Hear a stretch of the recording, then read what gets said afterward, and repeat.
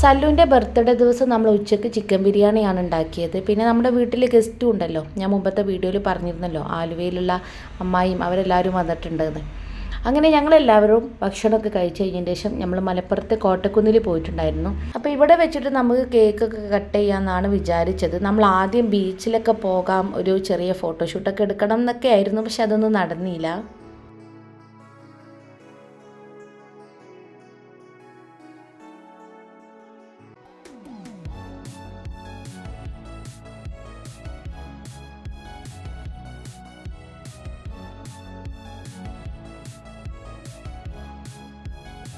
ഇവിടെയാണെങ്കിൽ ഒരു എക്സിബിഷനൊക്കെ നടന്നുകൊണ്ടിരിക്കുകയാണ്. അതിൻ്റെ ഭാഗമായിട്ടാണ് കേട്ടോ ആ ഒരു വീഡിയോ ഒക്കെ എടുത്തിട്ടുണ്ടായിരുന്നത്.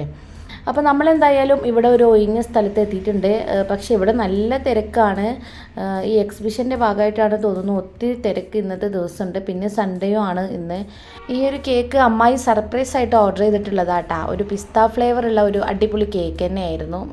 ഇങ്ങനെ ഒരു ബർത്ത്ഡേ സെലിബ്രേഷന് നമ്മൾ ഒരിക്കലും ഇവിടെ വന്നിട്ടൊരു കേക്ക് കട്ടിങ് ഉണ്ടാവുമെന്ന് ഒരിക്കലും പ്രതീക്ഷിച്ചിട്ടുണ്ടായില്ല.